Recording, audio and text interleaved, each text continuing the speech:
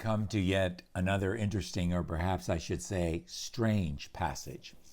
The prophet Elijah has just been taken up into heaven by a whirlwind after he and his protege Elisha were separated by a chariot, singular, of fire and horses of fire.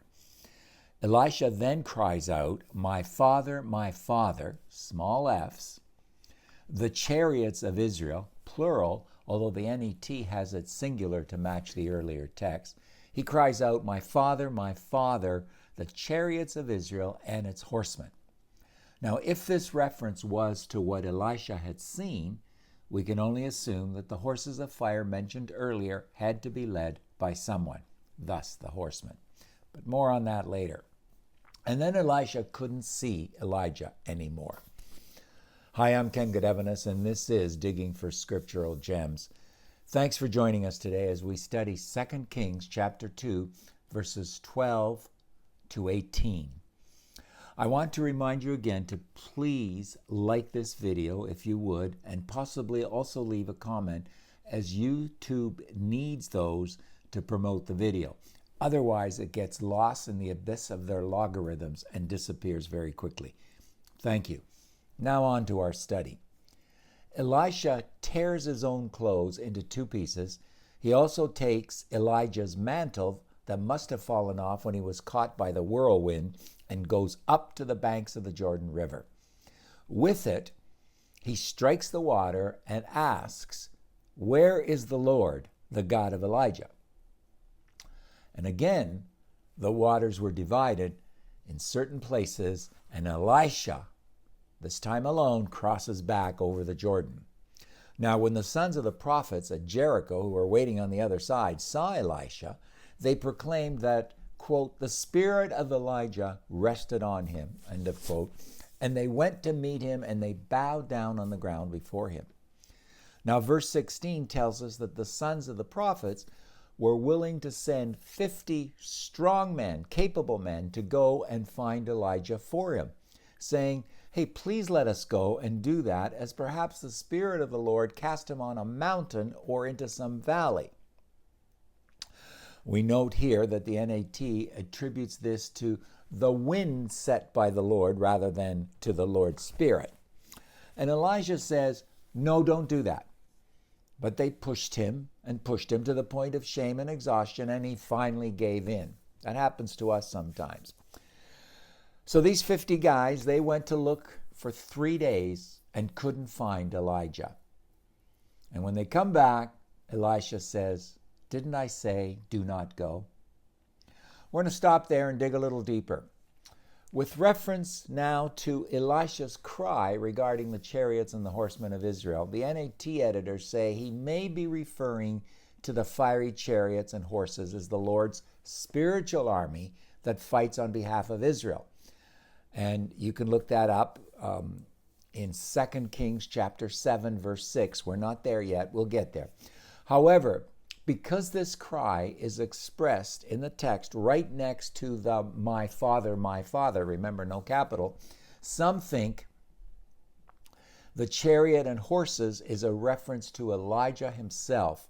For when the Lord spoke through him, his prophetic word was as powerful as an army of chariots and horses.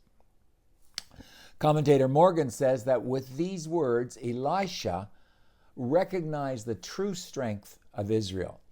Quote, he says, Elijah saw that the strength of Israel had been that of the presence of the prophet of God.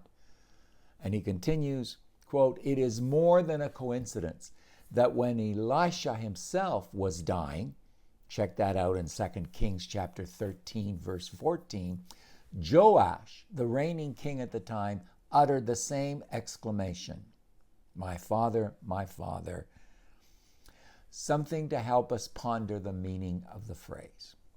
As we come to the end of Elijah's great life on earth, with a remarkable ministry, David Gusick goes to great troubles to help us see the common links between Elijah and Moses. Let me summarize these for you very quickly, as he did. Both Moses and Elijah stood alone for righteousness. Both were associated with fire upon mountains. Both were associated with the desert. Both met God on Sinai. Both were chased out of their countries by pagan rulers. Both knew God's miraculous provision for food and water, and both wandered in the desert for a period measured by 40. Both fasted for 40 days. Both were powerful examples of praying men. Both parted waters. Both had close associates who succeeded them. Both had successors who parted waters as well. Both had mysterious or strange deaths. And speaking of the strange death of Elijah, Elisha did indeed see it, which meant he did inherit the prophetic ministry of Elijah as his mentor had promised. Yet Elisha wasn't happy when this happened. He took hold of his own clothes and tore them into two pieces as an expression of deep mourning. And what about Elisha picking up Elijah's mantle? Gusick says, quote, "Think of what it was like for Elisha to pick up that mantle. The mantle did not fall from heaven and rest on his shoulders. He had to decide to pick it up and put it on. He had to decide, do I really want to take this on?" Elijah's ministry was one of great power, but also of great pressure and responsibility. You remember that question that Elisha uttered after he hit the water with Elijah's cloak? Where is the God of Elijah? Well, he was desperately wanting to make sure that if he was expected to carry on Elijah's ministry, that this same God would be with him. More specifically, he was asking, where is the God who kept Elijah faithful when the whole nation turned from God? Where is the God who mightily answered prayer from Elijah? Where is the God who provided miraculously for Elijah? Where is the God who raised the dead through Elijah? Where is the God who answers prayer by sending fire from heaven? Where is the God who encouraged the discouraged prophet? Where is the God who carried Elijah away into heaven? The fact that God divided the waters of the Jordan again after Elisha struck them was his answer to these questions. That God was still there for him. And those that were watching, the sons of the prophets, also knew it. And yet that wasn't enough for them to believe that the Spirit of the Lord really had taken Elijah up to heaven, for they wanted to go and look for him in some valley or on some mountain. Some people never learn. Now, to be fair to these guys, Robert Jameson says, quote, "Though the young prophets from Jericho had seen Elijah's miraculous passage of the Jordan, they had not witnessed the actual ascension that took place. They imagined that he might have been cast by the whirlwind on some mountain or valley. Or if he had actually been admitted into heaven, they expected that his body would still be remaining somewhere on earth." Well, friends, you decide. That question, where is the God of Elijah, is often asked today, and sadly, many ask of it in its shorter form. Where is God? Well, the truth is, and I can tell you this from personal experience, that God is still here and always ready to listen and to help and to save and to protect. Also, let's not miss the lesson in this passage from the sons of the prophets. Sometimes we see so many Christians pursuing their own thick-headed ideas, and often against the advice of their spiritual leaders, only to find out, like these guys, it was a waste of time. Elijah was not accidentally dropped off on some mountain or in a valley. What a waste of time, effort, and resources.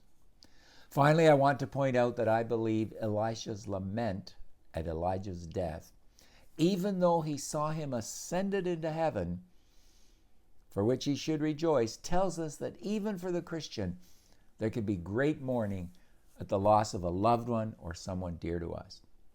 We must let those that mourn do so. Join us next time as we find Elisha demonstrating his authority. In the meantime, friends, I do need your help. I do wish that you would like this video so that YouTube will pay attention to that and keep us going. Thank you. And if you haven't subscribed to our YouTube channel, please do so. But most importantly, keep on studying God's Word.